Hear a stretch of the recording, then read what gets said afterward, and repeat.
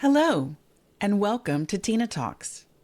Today, as you might have guessed, we're starting a new series on CMMC. What is it, and why does it matter? Well, CMMC stands for Cybersecurity Maturity Model Certification. This certification assesses defense contractor compliance with information safeguarding requirements for federal contract information, or FCI, and controlled unclassified information, or CUI. Don't worry, we're going to discuss those in more detail in just a moment. CMMC assesses compliance with cybersecurity standards at progressively advanced levels, 1, 2, and 3, depending on the type and sensitivity of the information that the organization is supporting for the defense industry. Real talk. CMMC is the Department of War's cybersecurity verification program for contractors and suppliers. Who enforces CMMC? The Department of War, aka the Department of Defense. CMMC assessments allow the Department of War to verify the defense industrial base implementation of foundational cybersecurity standards. Each of the 3 levels is assessed differently. Level 1 has an annual self-assessment with an annual affirmation in the SIPRS system. Again, we'll talk about that in a later series. Level 2 requires Level 1 annual self-assessment plus the CMMC Third-Party Assessment Organization, or C3PAO, certification assessment every 3 years. Whew! So many acronyms, so little time. Please note that I often reference the C3PAO as C3PO because it's just more fun that way. For your Level 3 assessment, it requires everything from Level 2 plus the Defense Contract Management Agency, or DCMA's, Defense Industrial Base Cybersecurity Assessment Center, or DIBCAC, certification.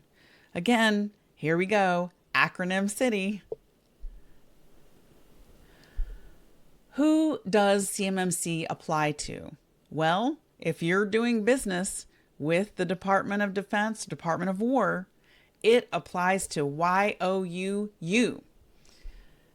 Defense contractors and subcontractors that are entrusted with federal contract information or controlled unclassified information must achieve a specific CMMC level as a condition of their contract award.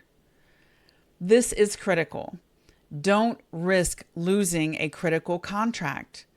Don't risk ineligibility for future awards. Money is great. Revenue is a good thing, and we all want it and need it. Don't put it at risk.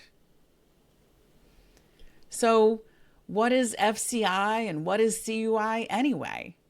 Well, federal contract information, defined in FAR Section 4.1901, is information that's not intended for public release, but that is provided by or generated for the government under a contract to develop or deliver a product or service to the government.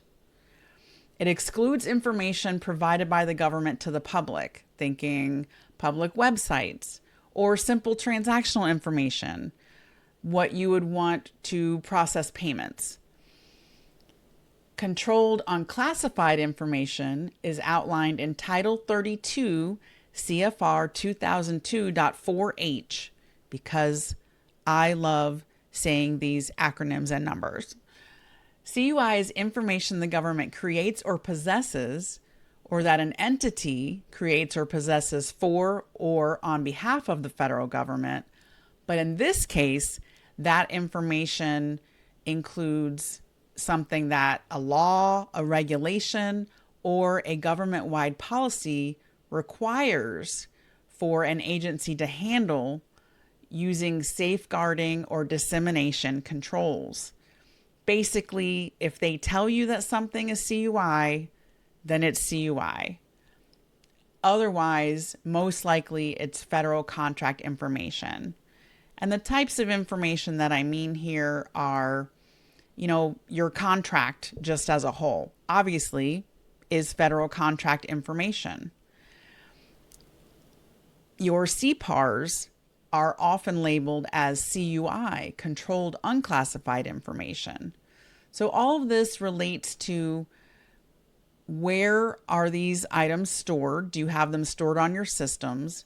And that sort of tells the difference between if you need level 1 or level 2. What is the difference between level 1 and level 2? Well, the level 1 data type is FCI.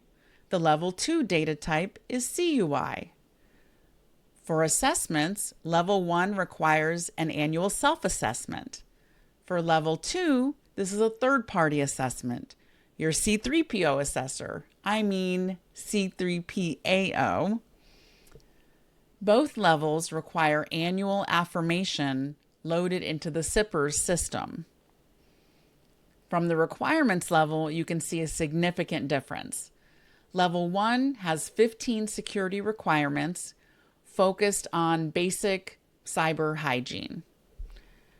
Level 2 has 110 security requirements for advanced cyber controls. That is a significant difference. So please note which level is required by your contracts. It will be in your flow down clauses. The rule or standard for level 1 is FAR Clause 52.204-21.